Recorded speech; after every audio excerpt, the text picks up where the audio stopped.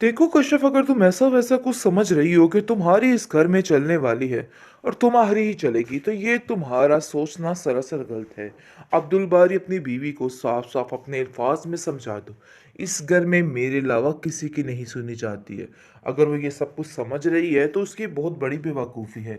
जिस पर आप देखेंगे कि अब्दुल बारी का बाप भी उसको कहता है कि हाँ, इस घर में शमीम के अलावा किसी की नहीं चली जाएगी।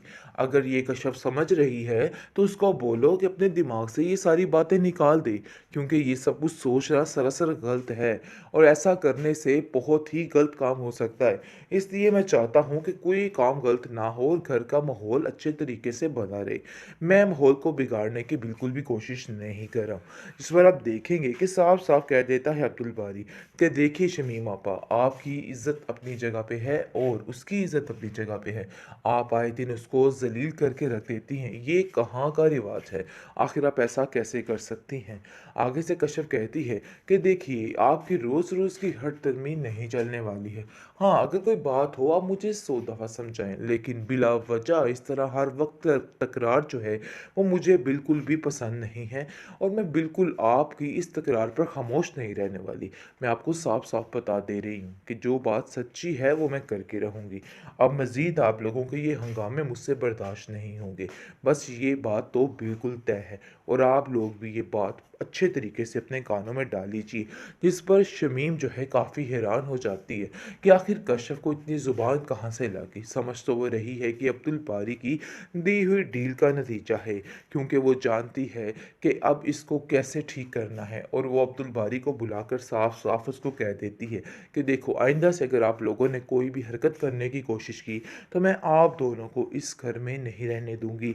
बात ये बिल्कुल साफ और तय है चुकी थी। अगर अब जाकर उसका कोई दिमाग ठीक हुआ है तो मेहरबानी करके शमीम आप अंदर मत बोलिए। ठीक ही रहने दीजिए उसका दिमाग, क्योंकि आपकी वजह से मामला मज़ीद ख़राब हो जाएगा। जिसको सुनकर आप देखेंगे कि वो कहती है कि तुम हमारे मामलात में ना ही बोलो तो अच्छा है, इसलिए बेहतर यही है खामोशी इख्तियार रखो। लेकिन दूसरी तरफ ज़ुलेखा जो है वो सायरा को कॉल करती है और कहती है कि तुम्हारे बाबा तुम्हारी वजह से काफ़ी ज़्यादा परेशान है। मुझे तो ऐसा लगता है कि कहीं कुछ ऐसी बात ज़रूर है जो कुछ तुम हमसे छुपा रही हो। इन लोगों ने मिलकर जो रिश्ता करवाया था, अब वो इस बात पर बहुत ज़्यादा पछता रहे हैं। जिस पर सायरा कहती है कि अब तो पछताने का कोई फ़ायदा नहीं, जो होना था सो हो गया, इसलिए मज़ीद परेशान होने की कोई भी ज़रूरत नहीं है। अब इन सब चीज़ों को मैं हैंडल कर लूँगी। और वैसे भी ताया जान और शमीम आपा ने जो फ़ैसला किया था उन पर तो बाबा बिल्कुल नहीं बोल सकते थे, इसलिए अब इन बातों को लेकर कुड़ने का तो बिल्कुल ही कोई फ़ायदा नहीं है। यानी कि वो अच्छे तरीके से जान चुकी है कि इन लोगों की वजह से जो फ़ैसला किया गया था वो सरासर गलत था।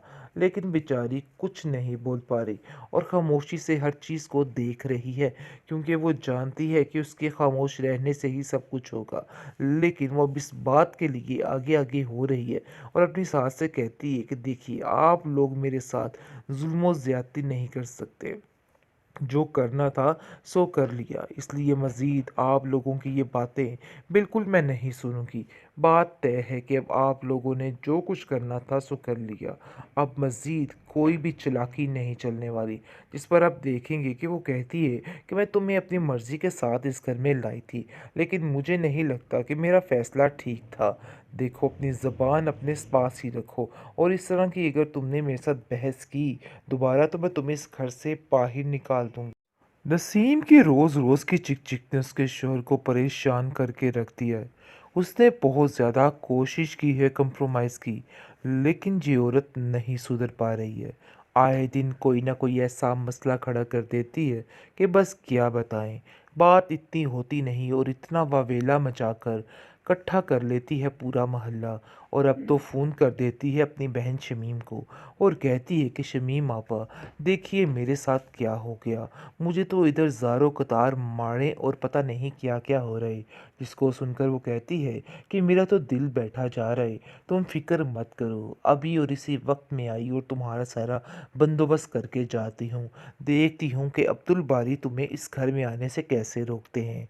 मैं अब उन लोगों का देखना क्या हश्र करती, यानी कि जलते पर तेल डालने वाला काम कर रही है शमीम, क्योंकि आगे ही नसीम आग बगोला है और उसके बाद ये सारा माजरा मज़ीद बढ़ाने की कोशिश कर रही है शमीम।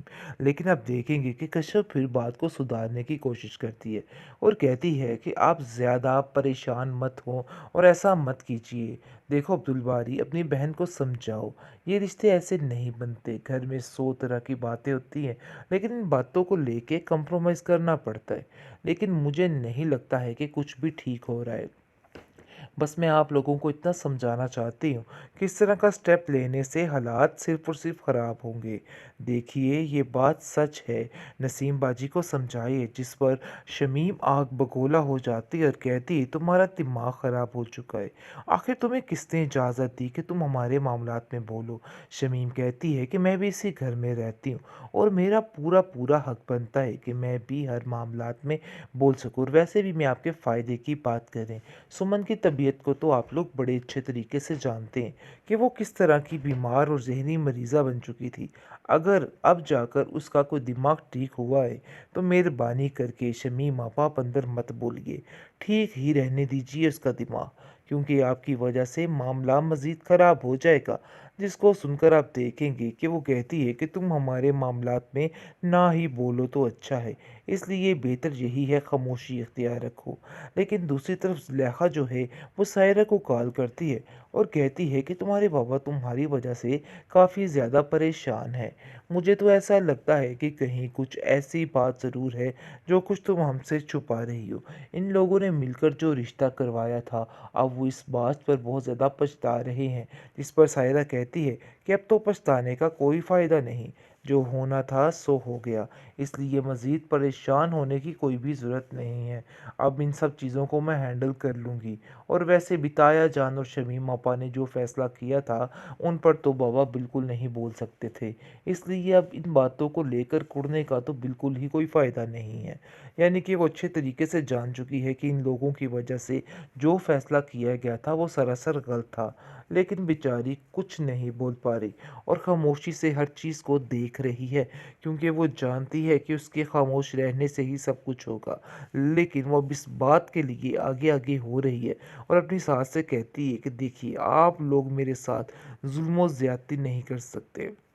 जो करना था सो कर लिया, इसलिए मज़ीद आप लोगों की ये बातें बिल्कुल मैं नहीं सुनूँगी। बात तय है कि अब आप लोगों ने जो कुछ करना था सो कर लिया। अब मज़ीद कोई भी चालाकी नहीं चलने वाली। जिस पर आप देखेंगे कि वो कहती है कि मैं तुम्हें अपनी मर्ज़ी के साथ इस घर में लाई थी, लेकिन मुझे नहीं लगता कि मेरा फ़ैसला ठीक था। देखो, अपनी ज़बान अपने पास ही रखो और इस तरह की अगर तुमने मेरे साथ बहस की दोबारा, तो मैं तुम्हें इस घर से बाहर निकाल दूँगी।